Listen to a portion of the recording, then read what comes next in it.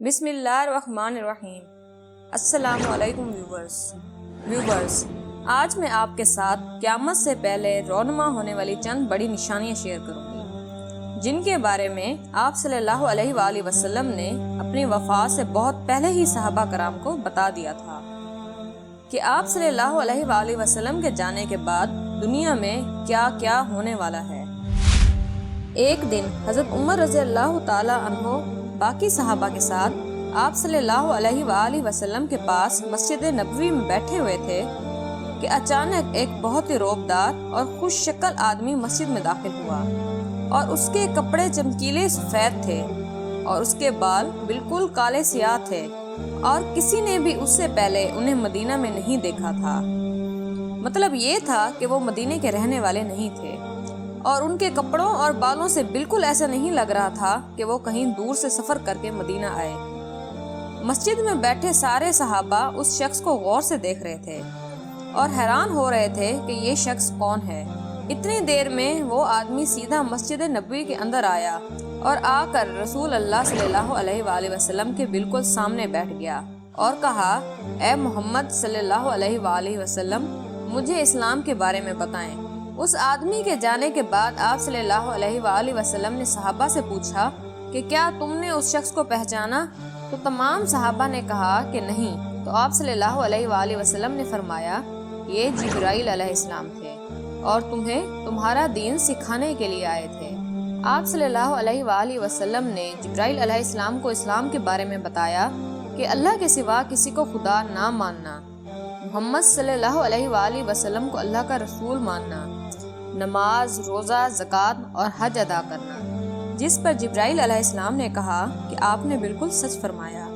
پھر جبرائیل علیہ السلام نے آپ صلی اللہ علیہ وآلہ وسلم سے ایمان کے بارے میں پوچھا، تو آپ صلی اللہ علیہ وآلہ وسلم نے فرمایا کہ اللہ کو ماننا، اس کے فرشتوں کو ماننا، اس کی کتابوں کو ماننا،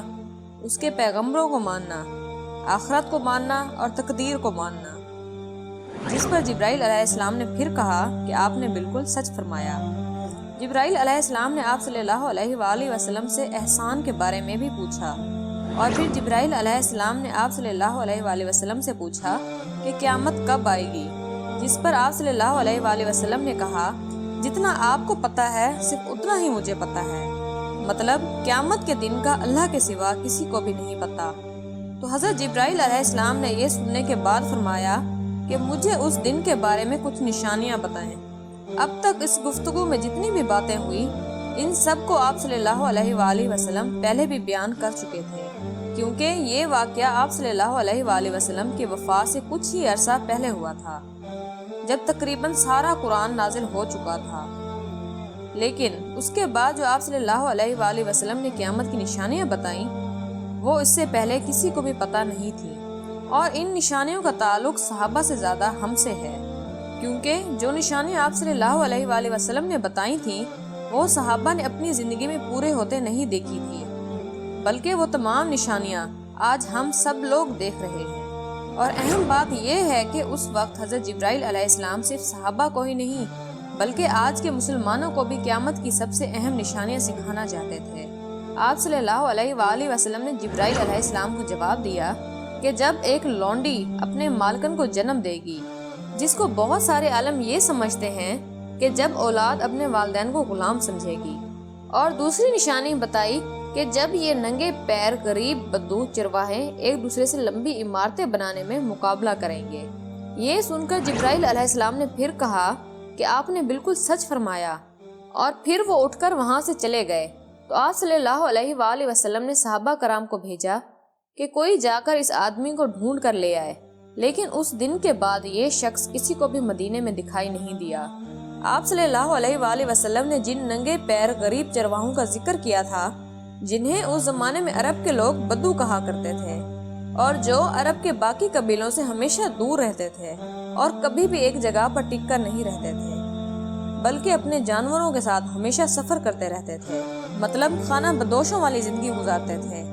یہ اس لیے صحابہ کرام کے لیے بہت عجیب بات تھی، کیونکہ بدو پورے عرب میں سب سے غریب قبیلوں میں سے ہوتے تھے۔ وہ صرف اس زمانے میں ہی نہیں بلکہ اس حدیث کے 1000 سال بعد یہ بدو عرب کے سب سے غریب ترین لوگ شمار کیے جاتے تھے۔ اس لیے صحابہ کرام بہت حیران تھے کہ عرب کے سب سے غریب ترین بدو کیسے آپس میں لمبی عمارتیں بنانے میں مقابلہ کریں گے۔ آپ صلی اللہ علیہ وآلہ وسلم کے بعد خلافت راشدہ ہر طرف پھیلنے کے بعد دنیا کی سب سے بڑی سپر پاور بن گئی، جو کہ صرف مسلمانوں میں نہیں بلکہ یہ اس وقت تک انسانوں کی تاریخ کی سب سے بڑی امپائر جو الیگزینڈر دی گریٹ اور رومن امپائر سے بھی بہت بڑی تھی، اس کا فائدہ اٹھاتے ہوئے یہ بدو پوری دنیا میں پھیل گئے۔ لیکن پھر بھی ان کی سب سے بڑی آبادی اسی عرب کے علاقے میں رہتی رہی۔ آہستہ آہستہ وقت گزرتا گیا اور ان کا رہن سہن بالکل بھی نہیں بدلا اور یہ بدو اسی طرح اپنی زندگی گزارتے رہے۔ آخر کار 1000 سال بعد عثمانیہ خلافت کے آخری زمانے میں دنیا پرانے طریقوں سے ہٹ کر جدید طریقوں کی طرف بڑھنے لگی، تو آخری عثمانی خلیفہ سلطان عبد الحمید نے مسلمانوں کو بھی ماڈرن دنیا کی طرف لانے کے لیے بہت زیادہ کوشش کی اور پوری سلطنت میں بہت سارے نئے پروجیکٹ شروع کیے، جس میں استنبول سے مدینہ تک ایک ٹرین بھی بنائی گئی۔ لیکن اس ٹرین کے راستے میں ہمیشہ ایک بہت بڑی رکاوٹ تھی، کیونکہ انہی بدوؤں نے اس سے بہت سال پہلے 1757 میں 20,000 حاجیوں کو شہید کیا تھا، جس کے بعد عثمانی سلطنت ان کے کلچر کو چینج کرنے لگی اور انہیں خانہ بدوشوں والی زندگی سے نکالنے کی کوشش شروع کر دی۔ اور عثمانی سلطنت کے ان کوششوں سے بدو بالکل بھی خوش نہیں تھے اور بالآخر کار سعودیہ عرب کے پہلے بادشاہ ابن سعود نے بدوؤں کو اکٹھا کر کے سلطنت عثمانیہ کے خلاف ایک فوج بنائی اور پھر انگریزوں کی مدد سے اس پورے علاقے کو فتح کر لیا، جسے آج ہم سعودی عربیہ کہتے ہیں۔ اور کچھ سالوں بعد ان علاقوں سے تیل دریافت ہونے کے بعد یہی بدو، جن کی اس سے پہلے کوئی اوقات نہیں تھی، اب دنیا کے سب سے امیر لوگوں میں ان کا شمار ہونے لگا اور ان میں سے بہت سارے ملینئرز اور بلینئرز سامنے آئے۔ لیکن تیل دریافت ہونے کے بعد ان سب کو پتہ چلا کہ یہ تیل ہمیشہ کے لیے نہیں رہنا، بلکہ ایک دن بہت جلد ختم ہونے والا ہے، جس کے ساتھ ان کی ساری لگژری لائف بھی ختم ہو جائے گی۔ تو سب سے پہلے دبئی کے بادشاہ شیخ محمد بن راشد، جن کا تعلق ایک بدو قبیلے سے ہے، جنہوں نے ایک بار خلیج ٹائم کے انٹرویو میں خود یہ کہا ہے کہ انہیں بدو قبیلے سے ہونے پر فخر ہے، انہوں نے دبئی کو آئل سے نکال کر ٹورزم اور بزنس کی طرف لے آئے اور بہت تیزی سے کچھ ہی سالوں میں دبئی دنیا کے بہترین ملکوں میں سے بن گیا۔ اور پھر کچھ سالوں بعد دنیا کی سب سے لمبی بلڈنگ برج خلیفہ بھی دبئی میں بنائی گئی۔ یہ اب تک انسانوں کی بنائی ہوئی سب سے بڑی بلڈنگ ہے۔ اس سے پہلے ایک زمانے میں تقریباً آج سے 4500 سال پہلے ایجپٹ میں فرعونوں کے بنائے ہوئے پیرامڈس اسپیسیفکلی انسانوں کی بنائی ہوئی سب سے بڑی بلڈنگ ہے، اور دنیا کی سب سے بڑی بلڈنگ ہونے کا یہ ٹائٹل اس پیرامڈ کے پاس 3800 سال تک رہا۔ مطلب فرعون کے بعد 3800 سال تک کوئی بھی فرعون سے لمبی بلڈنگ نہیں بنا سکا، لیکن 3800 سال بعد یورپ کے چرچ نے پیرامڈس کا یہ ریکارڈ توڑ دیا، جس کے بعد پیرس کے آئیفل ٹاور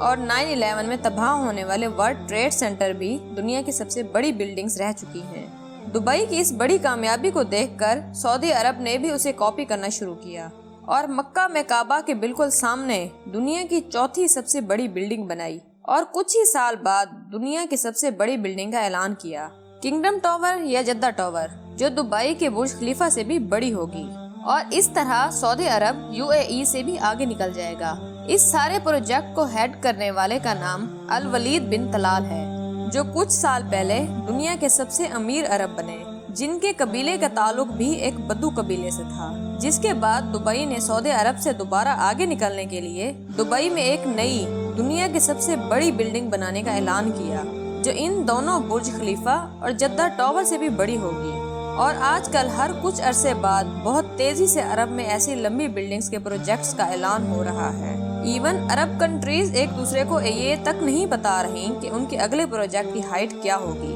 کیونکہ پھر باقی عرب کنٹریز ان سے آگے نکلنے کے لیے اس سے بھی بڑی بلڈنگ کا اعلان کر دیں گی۔ اور اس طرح لمبی بلڈنگز بنانے کا ایک بہت سخت مقابلہ ان سارے عرب ممالک میں شروع ہو چکا ہے، جن میں تقریباً سارے پروجیکٹس کے پیچھے ایسے لوگ ہیں جن کا کوئی نہ کوئی تعلق انہی بدوؤں قبیلوں سے ہے۔ اور آج یہ جو کچھ بھی ہو رہا ہے، اس سب کا رسول اللہ صلی اللہ علیہ وآلہ وسلم نے آج سے 1400 سال پہلے جبرائیل علیہ السلام اور صحابہ کو بتا دیا تھا کہ ایک دن یہ بدو جو آج ننگے پیر اور بہت ہی غریب چرواہے ہیں، وہ ایک دوسرے سے لمبی عمارتیں بنانے میں مقابلہ کریں گے۔ تو ویورز، یہ قیامت کی کتنی اہم نشانی ہے کہ جبرائیل علیہ السلام خود مسلمانوں کو یہ سکھانے آئے تھے، اور آج رسول اللہ صلی اللہ علیہ وآلہ وسلم کی بتائی ہوئی اس نشانی کو ہم اپنی آنکھوں کے سامنے پورا ہوتے دیکھ رہے ہیں۔ میری دعا ہے کہ اللہ تعالی ہمیں آخرت کی تیاری کرنے کی توفیق عطا فرمائے، آمین۔ امید کرتی ہوں میری آج کی ویڈیو آپ کو پسند آئی ہوگی، تو میری ویڈیو کو لائک کرنا اور میرے چینل کو سبسکرائب کرنا مت بھولیے گا۔ میں انشاءاللہ مزید دلچسپ، انفارمیٹیو اور اسلامی واقعات آپ کے ساتھ شیئر کرتی رہوں گی۔ چلتی ہوں، ملتے ہیں انشاءاللہ نیکسٹ ویڈیو میں۔ اللہ حافظ۔